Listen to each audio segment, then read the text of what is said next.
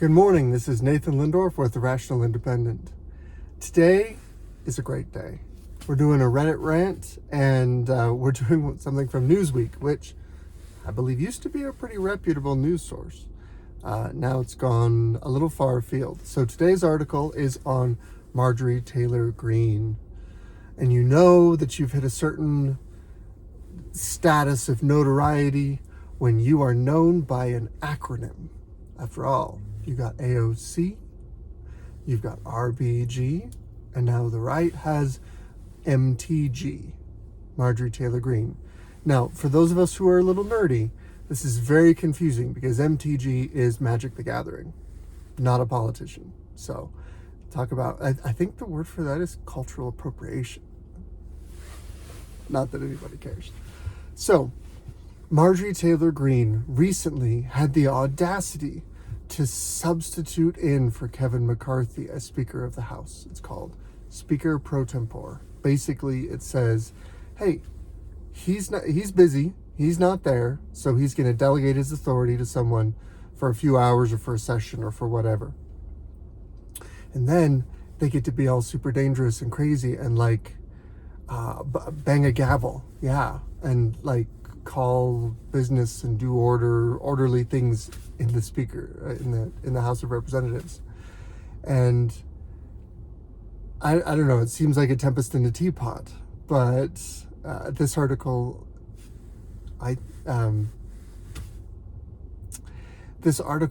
goes on to talk about how this is a sign that Marjorie Taylor Greene is being more mainstreamed into the GOP with all of her crazy conspiracy theories and all of the nonsense that she believes. She's so dangerous, and now that she's coming in and being more mainstreamed, it's just a sign of the decline of our government. Yada, yada, yada, yada, yada. I want to point out, this is not a new trend, but it's worth pointing out, that somehow news is not so much news as it is who tweeted about this that we can quote. It's like reporters live on Twitter so that they can write the articles that they need to write while doing as little work as possible. My 2 cents. Just because someone tweeted about it doesn't mean that's significant or important. So, from what I can gather, it goes into some of the conspiracy theories that Marjorie Taylor Greene has espoused in the past. So, I think it's worth briefly breaking out and discussing about conspiracy theories before we close out today's rant. Probably worth actually making that a whole live stream, talking about conspiracy theories, because there's a little bit to unpack there. But I'll just pull one out just to be illustrative of this particular example. The left accuses Marjorie Taylor Greene of believing, I'm pretty sure, something along the lines of Jewish space lasers, which I think implies, it's a mess, but from what I can gather, it implies that the Jews are secretly in control of the world, and they use lasers mounted on satellites to control the weather or start forest fires, or I don't know. It gets really weird really fast. So for clarity, I don't believe any of that nonsense.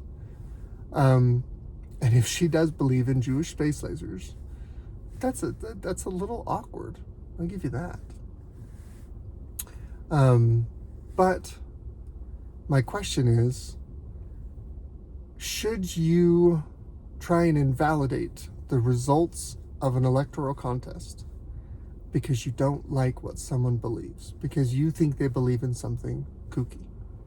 Personally, I think that's a pretty slippery slope. I feel like that's a pretty dangerous precedent to set, to say, as the enlightened intellectuals that rule society, we can't have you be elected by those silly people. The people are wrong. The people were wrong to elect you because you believe in ...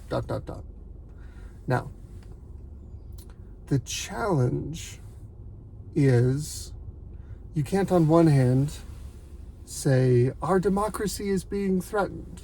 Separate and aside, we're not a democracy. But again, that's probably something that needs to be unpacked on its own. You can't say our democracy is being threatened and also say, we don't like the results of this democratic contest, and so we need to, sideline or eliminate from positions of power someone who's elected who has beliefs that are not allowed. We'll call them conspiracy theories. Now, the reason why I point this out is because she's been in Congress for a couple of years, and she got herself in some political hot water with the powers that be, and so the ranking members of the House, and I don't know all the in and out and the wranglings, stripped her of her committee assignments.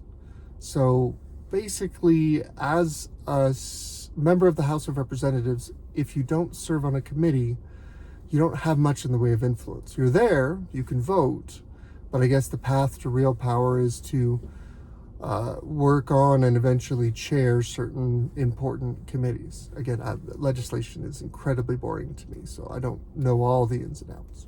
But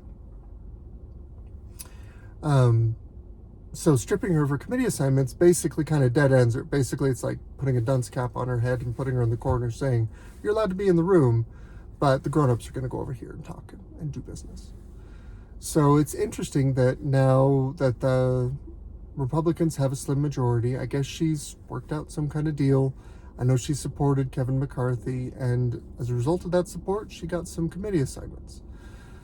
Wheeling and dealing in politics. Shocking, I know. So, this article from Newsweek is titled, Marjorie Taylor Greene, Presiding Over the House Leaves Viewers Physically Ill, which was a quote from a tweet. So, if it happened on Twitter, it must be real life. But the simple truth of it is, once again, we have another article that pushes the narrative using 2 or 3, we can call them facts if you want to, but they're not really, it's thin. Let's just put it that way.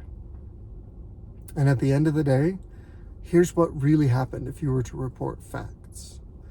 A duly elected representative in good standing, a member in good standing of the political party whose caucus has control of the House of Representatives, the majority, was asked to temporarily exercise the delegated powers of the Speaker of the House of Representatives.